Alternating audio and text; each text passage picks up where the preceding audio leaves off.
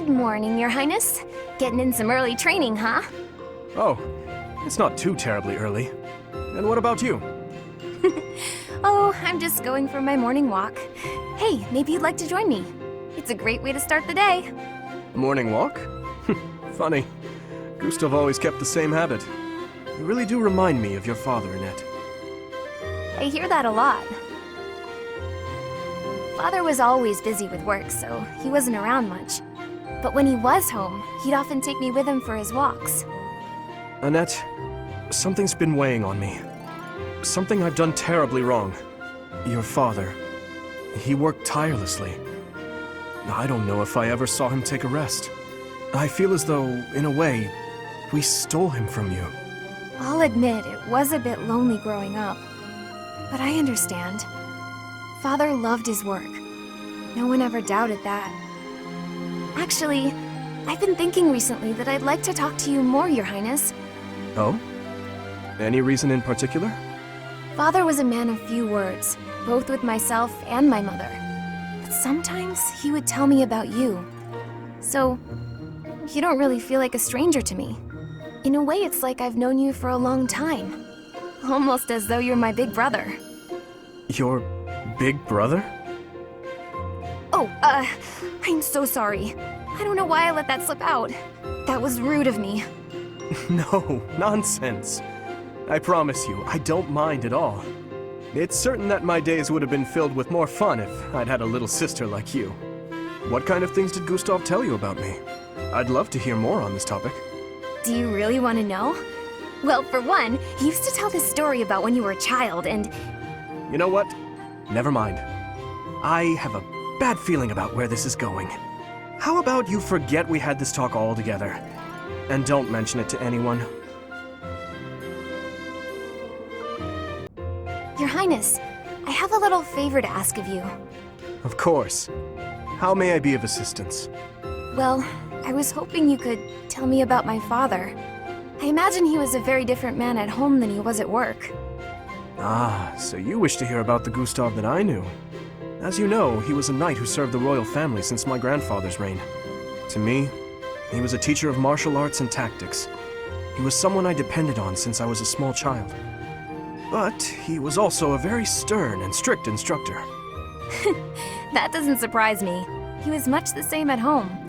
He'd chide us if we made mistakes, whether it was with cooking or even how we spoke. Is that so? Funny. I suppose in front of his family he felt the need to demonstrate proper etiquette. Wait, are you saying that's not how he was around you? Even all these years later, there's something I recall with perfect clarity. It happened in the autumn of my 11th year. Before the break of dawn, he woke me suddenly, said he'd heard a disturbance and had me grab my bow. Then he set me and a fellow pupil loose on a dark mountain. Our only directive was to go catch a deer. As you well know, autumn in the capital is very cold. Now, imagine being up on the mountain at night with no idea what might jump out from the shadows. That, in a nutshell, is the Gustav I knew. I can hardly imagine that. He was completely different with me. I recall one other defining detail. He used to speak of you at every possible opportunity. Really? What would he say about me? Are you sure you want to know? There's one story he used to tell from when you were very small. No, stop! It's probably too embarrassing to bear. Is it? Perhaps. Look, I'll promise to forget the stories he told me about you if you return the favor. Deal? Yes, that seems the only thing to do. It's a promise. Your Highness, I have one more favor to ask. Is this about Gustav again? I have plenty more stories about him, but perhaps it is time for you to speak with him yourself. Oh, it's not about Father this time. This time I wanted to ask about you. About me? I mean, I heard all about Father last time, but I didn't ask about you. Ah, well, I'm afraid there is not much of interest for me to tell you. Oh, it doesn't have to be funny or interesting.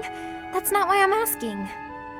It's just that I thought I already knew you, but I'm not sure I really do. That day when we were reunited at the monastery, I didn't know what to say to you. So I wanted to prepare some of your favorite food.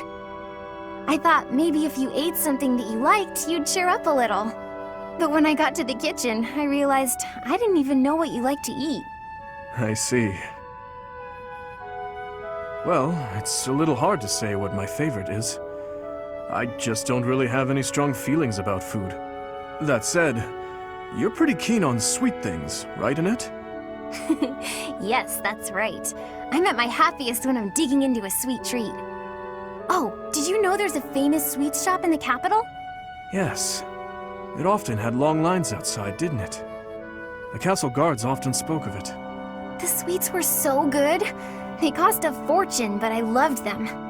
When Father was still around, we all lived as a family in the capital.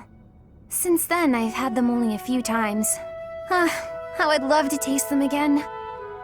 Say, Annette, when this war is over, where will you go? I heard that you were close to Baron Dominic back in the academy days. That's right. But 5 years ago, my uncle betrayed the kingdom and went over to the Empire's side.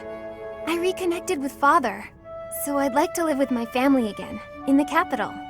Also, if I'm in the capital, I'll be able to see you from time to time, right? Ah, that settles it then. We'll have to get your father working twice as hard.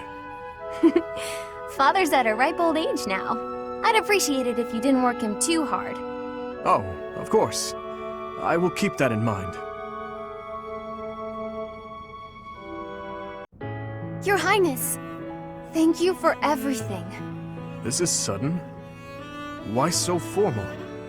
You are not about to tell me you intend to leave the army, are you? Oh no, it's not that. I just had the chance to return to the capital on military business. It had really been a long time.